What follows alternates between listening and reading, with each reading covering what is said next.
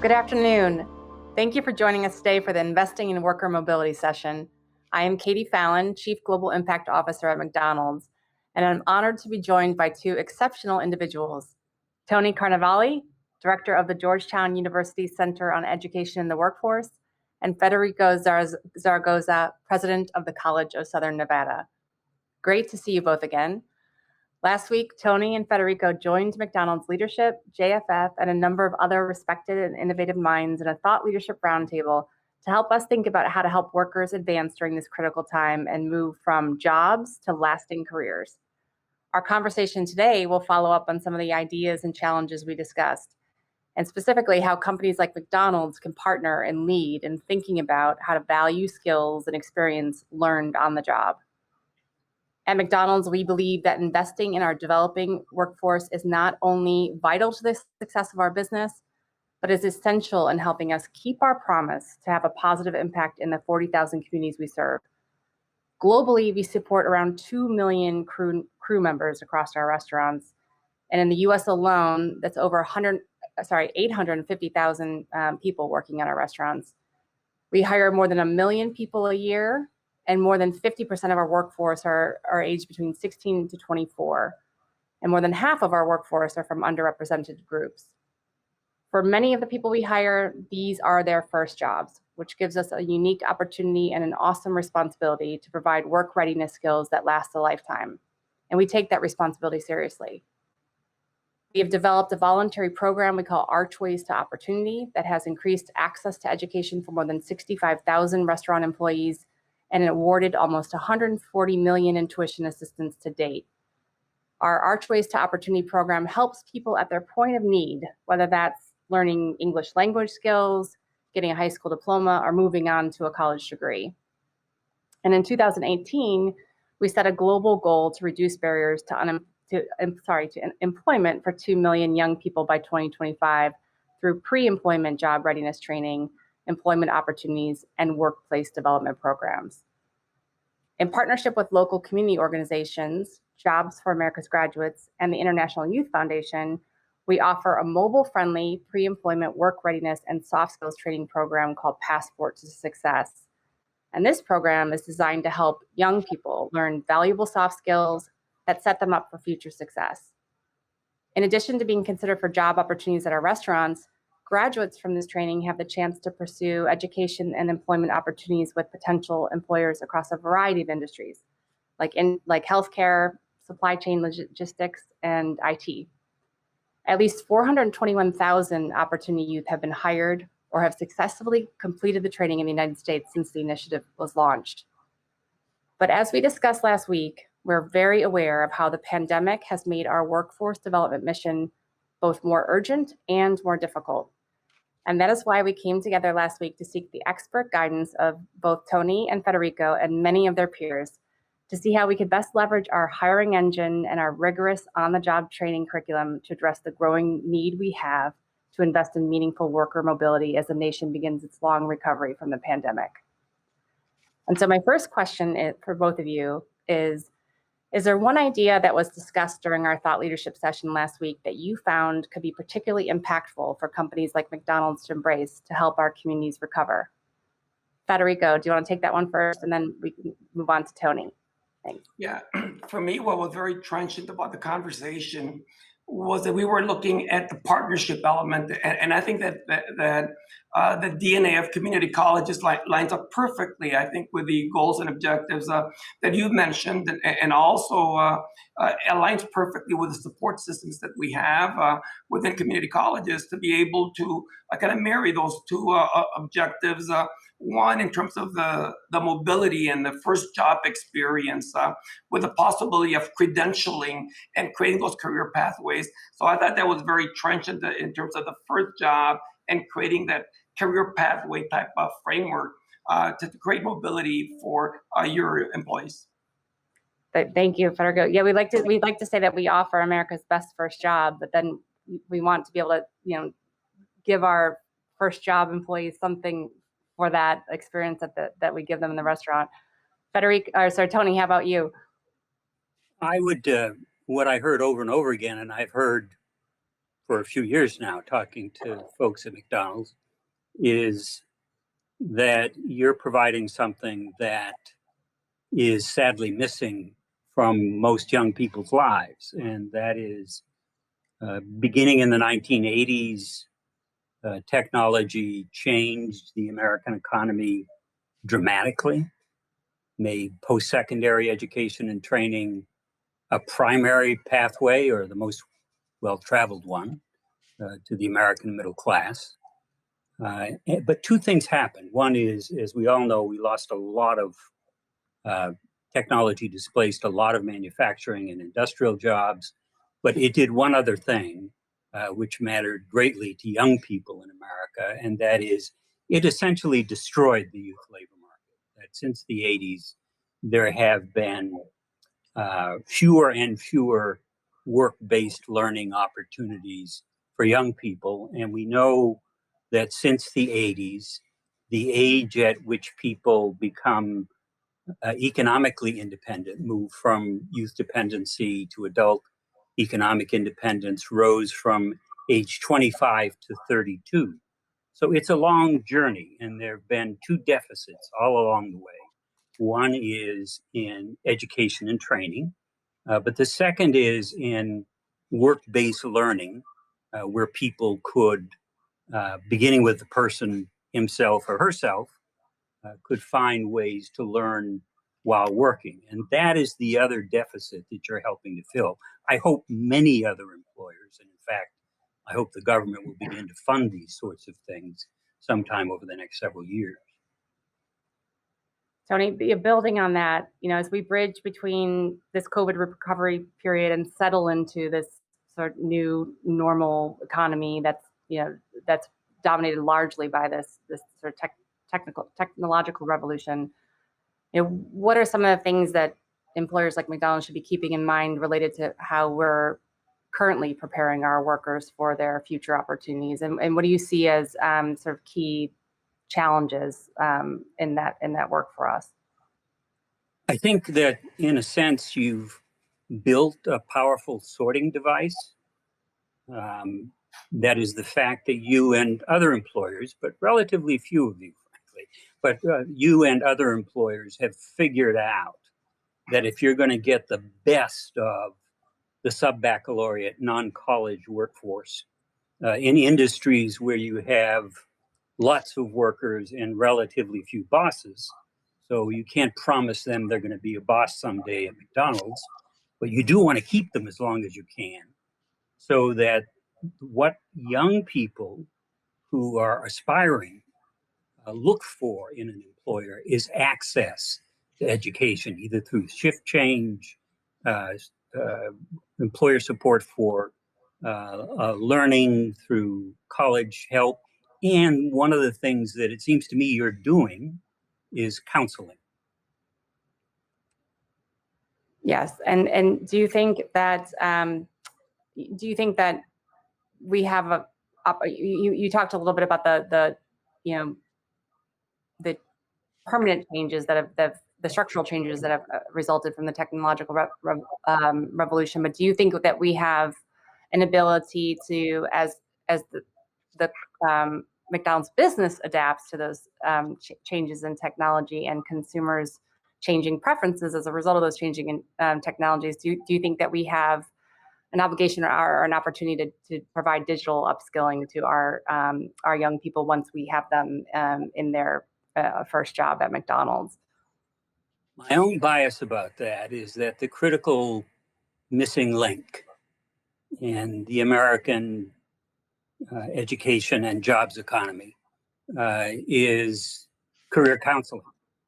Yeah. And that, I think, while it can't be entirely digital, from what I learned from people who know a lot more about this than I do, that kind of computer-based help that begins with instrumentation that finds out from a young person what their current job interests are, their different kinds of value they find in work, their different personality traits, and then helping them connect that to an education and ultimately, I would say in post-secondary education, a career pathway. Great, great. Thank you, Tony.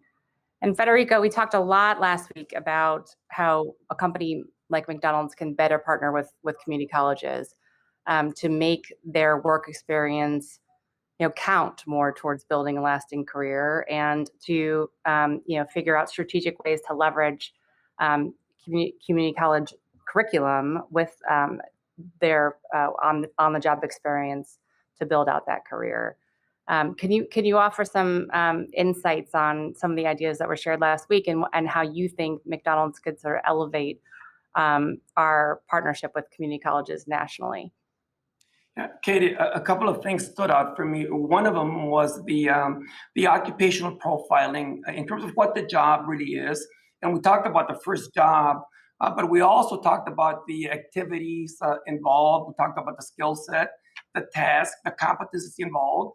And if you look at that skill set, you're going to find that a lot of those skills are very much aligned with the type of learning objectives that we have in the curriculums, our curriculums at community colleges.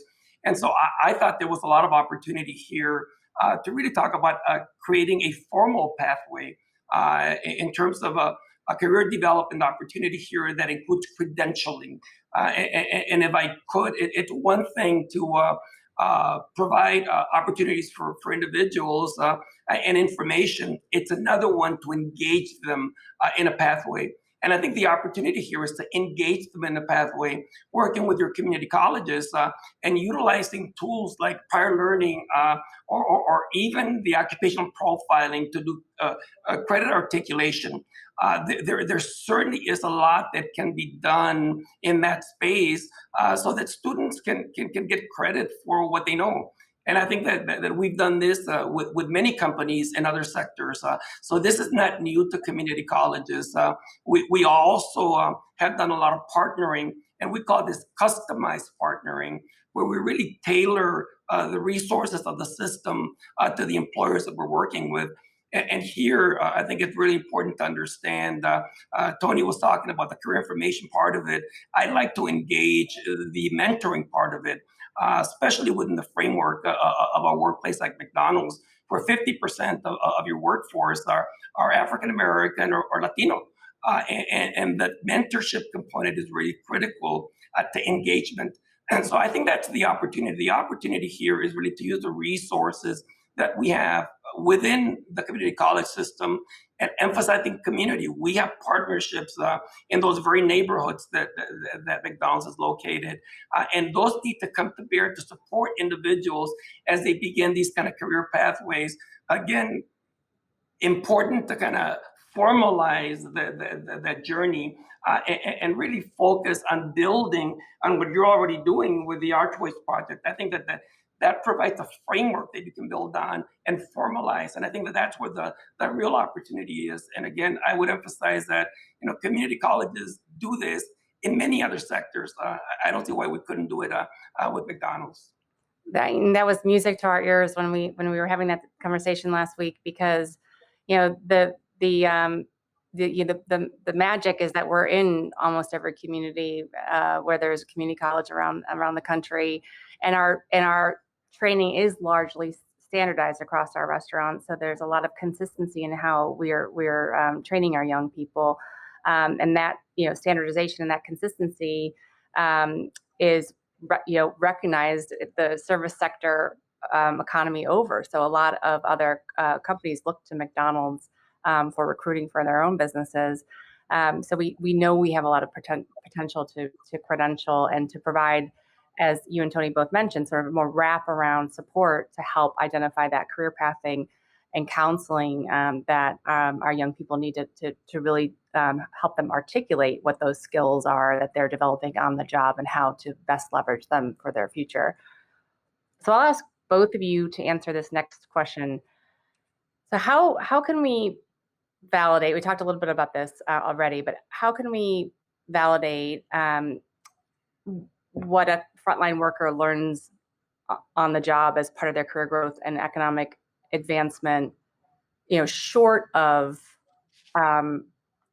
a community college credential? Are there other things that we could be doing if that young person or that person who's coming in for a second career?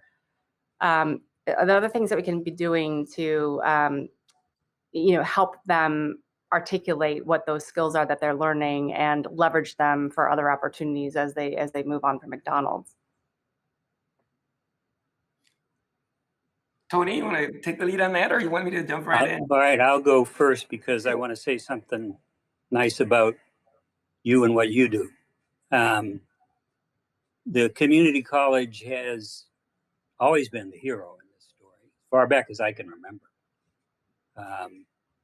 And it has emerged in spite of hard times at the moment for a variety of reasons, including COVID, but has emerged, in my view, as the keystone institution in one reform or general reform idea that is universal. And that is that one of the things we know now is that it's not just about higher education or about high school or about K-8 education or preschool, that it's all one system. And that in the end, if we're going to succeed with the least advantaged students out there, we're going to have to break down the barriers between these institutions. And the community college is ideally situated to break down the barriers between high school and post-secondary education and training, and ideally situated to break down the barriers between high school, post-secondary education and training and work. And I think increasingly, my own bias is that community colleges ought to give BAs in fields that are relevant to the local or regional economy. I think that's a no-brainer. The research says it doesn't hurt anybody, it only helps. And I think that community colleges are key in linking back to high schools and linking to community employers because they are much more widely distributed than our other institutions. So I do believe that we're going to fund training as well as education in our immediate future. The American education agenda is really an education and training agenda. To figure out how we work that so one doesn't substitute from the other. But the community college, I think, is the key institution in making that happen. Katie, and I could follow up on that. I kind of mentioned earlier that I think community college is looking forward kind of to the evolution of this conversation, because I mean, that is our DNA, that is whom we are. And that's the space that we're in. But also, I think we're in a space where we really are beginning to kind of see the importance of kind of this work-based learning models and really the merging of the academic and the skilled training elements. It's kind of this new economy that we're in. And I think a lot of us are taking a step back, especially with all the modality issues that we've experienced in this COVID period. But we're kind of rethinking, what are we going to look like when we grow up in terms of a system? And we know that we're going to have to be relevant in certain parts of the community. And we're going to have to be relevant in these communities that look a lot like your workforce. And so I think I think we have to understand that from an institutional perspective as well. And so we are now positioned. We talked a little bit about how do you validate the skill sets. I think first of all, we have to identify and communicate work, and learning happens in work, and competencies are validated at work. And I think we really have to redefine kind of this partnership in that context, and what are those competencies that can be learned in the workplace or in the community colleges, and how do they blend to help individuals attain their own growth objectives, whether it means a certificate, a degree, or whether it just means kind of the opportunity to kind of get into these evolutions of the workplace. And I think that the opportunity here is really to look at the current work that you're doing, and to be able to communicate that. And I think we can do this together in such a way that we are using kind of the occupational profiling, the skilling. There's a lot that happens. I'll give you an example in safety within McDonald's. That is an area that has a market value. There's micro certification ideas that make sense to individuals, the portfolios and badging for students to be able to tell their story about what they do know, and then have an employer certify, yes, they actually can do that. So I think that there's that whole opportunity of how we tell that story about the individual and how they're more employable because of that first job or that experience. Again, short of also the more formal, which is my favorite model, and that's kind of the formal integration where you can credential, like you do in the apprenticeship system and other areas, you credential the pathway, by having this kind of innovative partnerships that do take into account the learning that goes on in the workplace. That's right. I recently, a couple months ago, had the benefit of doing my immersion, which is a requirement at McDonald's of our leadership team, at a restaurant, a McDonald's here nearby in Maryland. And you're right that it's not just, you're not just learning customer service skills or soft skills on the job. You're learning logistics. You're learning about supply chain. You're learning food safety. You're learning technology and how to interface with customers through digital apps and now loyalty apps. And we have some work to do to sort of connect the dots between all of these on the job learnings and pathways inside the McDonald's system, which is vast in its own right, and see how we can also connect and help our frontline workers connect the skills that they're developing to potential career pathing inside the McDonald's system, let alone outside McDonald's system. So I'm really, really excited about continuing this conversation with you both and figuring out how best we can do that and make this happen. So my last question is, when we return for Horizons 2022, hopefully in person, what are some of the things you would like to see that companies and colleges are already doing a year from now together in partnership to support the communities and people that we all care about?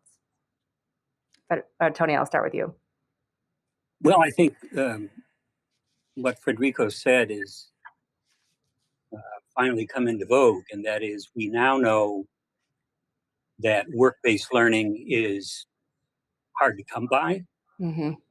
Employer connections everybody wants them. I don't know of any data that says that work-based learning isn't effective. Absolutely none.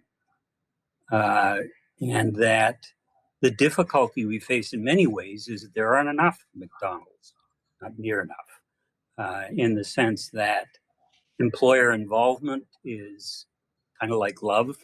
Everybody needs it, everybody wants it, but there's never enough to go around. And employers can be fickle. But I think because you're a community-based organization, at least that's always been my experience of McDonald's when I was a boy, when I had children, when I had grandchildren. It's a community-based institution. And so you have an opportunity, and I think a responsibility, to connect to the community.